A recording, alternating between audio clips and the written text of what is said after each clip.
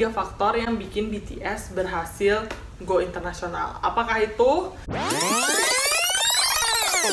Hai semua, welcome to my new vlog. Hai semua, welcome to my new vlog. Welcome to oh iya dong.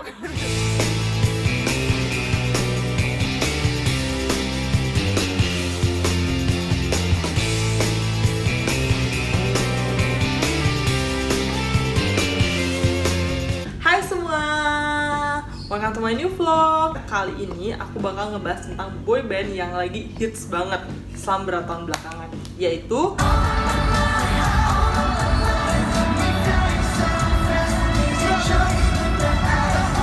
aku bakal ngebahas tentang gimana mereka berhasil menembus pasar musik internasional. BTS bukanlah artis Korea pertama yang coba menembus pasar internasional. Sebetulnya ini internasional, cuma tonggaknya Amerika karena kan istilahnya kiblat musik dunia masih ke sana. Mereka berhasil atau enggak itu tolak ukurnya beda-beda. Cuma yang konsisten bisa terus heboh dan bahkan lebih heboh lagi tuh saat ini cuma BTS. Jadi baru-baru ini BTS merilis single berbahasa Inggris pertama mereka, Dynamite, dan mampu meraih posisi pertama di tanggal lagu Billboard Hot 100. Wow, mereka tuh adalah artis Korea pertama yang berhasil menduduki posisi ini, dan ini bisa dibilang pencapaian hebat banget.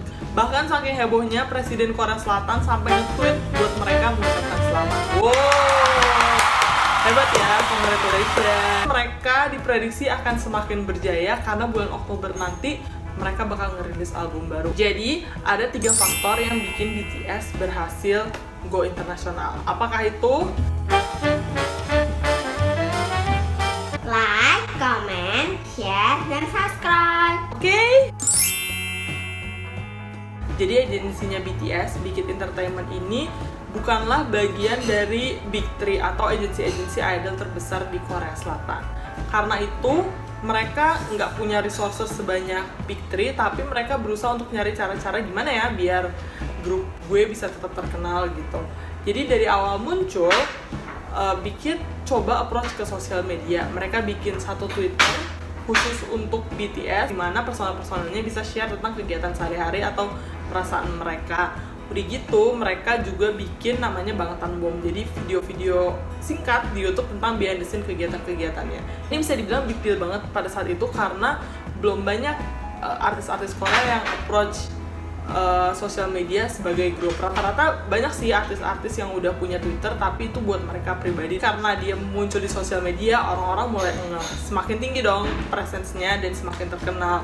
Nah, mereka coba buat mengikuti tren, coba musik tropical house atau kayak electronic dance. Terus udah gitu belakangan mereka bahkan main di pop funk. Kayak orang-orang semakin ngedong, wah musiknya kekinian. Pas mereka udah mulai dilirik sama media-media internasional, mereka bersedia tampil sama di interview media-media luar. Terus begitu mereka udah kayak sekarang nih, tetap berinovasi lagi. Jadi mereka banyak berkolaborasi sama artis-artis luar, bikin bisa aku bilang coba bereksperimen di Dynamite. Mereka bikin lagu yang lebih ngepop dengan bahasa Inggris, udah gitu banyak remix-remixnya.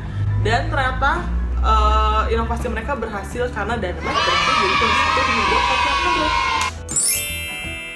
Betulnya ya, di K-pop tuh udah banyak grup-grup yang hip hop dicampur musik-musik lain, terus udah gitu liriknya tentang personal struggle dan anggota-anggotanya nyiptain lagu sendiri. Cuma nggak semua bisa beradaptasi secepat BTS tadi yang aku bilang sebelumnya. Jadi begitu mereka ada nih di mulai terdengar, mulai masuk radar pasar musik dunia, apa yang mereka tampilkan berbeda dari boyband barat semacam One Direction atau Backstreet Boys. Kita main di pop yang liriknya menceritakan tentang cinta. Terus pesan-pesannya tuh yang digambarkan sweet dan kinis-kinis yang bikin penonton tuh kayak ngeliatnya. BTS beda dari itu. Udah gitu karena si bikin pinter main sosial media di awal, mereka digambarkan sebagai orang-orang yang relatable. Lirik lagu juga banyak menceritakan tentang personal struggle yang kita semua sering hadapi. Jadi tuh ngelihat BTS tuh ngelihatnya kayak, oh ini teman-teman gue. Udah gitu mereka kan personalnya banyak ya, ada 7 orang. Nah masing-masing personalnya memiliki personality dan image tersendiri. Mau nyari edgy ada, kalian mau nyari yang berkarisma ada, atau mau nyari yang khas boy band yang hard rock gitu ada. barat nih ya, ARMY sama BTS tuh udah satu brand lah. ARMY tuh aku bisa bilang lain daripada yang lain ya, mereka tuh udah menguasai game ini sejak awal. Karena kayak aku bilang tadi, BTS kan banyak main di sosial media. Pas awal itu lebih banyak international ARMY dari Koreanya. Tahu nggak BTS? Tahu nggak ARMY? Tapi ternyata itu amat sangat berguna. Udah gitu kan mereka datang dari internasional. Mereka udah tau lah artis-artis luar atau orang-orang dari network yang bisa mereka tanyain terus. Dan itu berguna karena akhirnya berhasillah dilirik sama acara-acara TV luar dan media-media luar gitu. Dan selalu ada yang punya antara thread atau infografis tentang atau video tentang siapa itu BTS. Mereka tuh apa ya, aku bisa bilang bergeraknya sangat terorganisir. Mereka sering, kalau misalkan ada album baru, mereka sering ngadain streaming rame-rame. Terus makanya banyak banget rekor-rekor yang dipecahkan BTS. Bahkan kadang-kadang mereka tuh suka nggak tahu ada apa atau apa, tiba-tiba bikin streaming sendiri. Jadi lagu-lagunya tuh suka tiba-tiba naik lagi di chart. Udah gitu mereka konsisten sih bisa melakukan ini selama 7 tahun. 7 tahun itu buat K-pop bisa dibilang kayak lagi menuju ke bawah nih. Tapi ini ARMY malah tetap semangat. Kalau udah nggak semangat, digantikan oleh fans-fans baru yang sama semangatnya buat streaming, terus memperkenalkan siapa itu BTS ke orang-orang lain. Itu wow sih. Itu dia 3 faktor yang berhasil bikin BTS go internasional. Kalau menurut kalian ada nggak sih faktor-faktor lain? Atau kalian setuju dengan 3 faktor tersebut?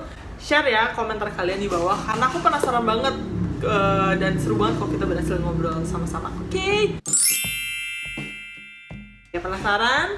Kalau penasaran, makanya kalian Like, comment, share, dan subscribe. Oke, jangan lupa untuk semuanya yang keluar-keluar tetap jaga kesehatan, pakai masker, yang di rumah juga sih. Dan stay safe semuanya. See you on my next vlog. Dadah. Light it up like dynamite.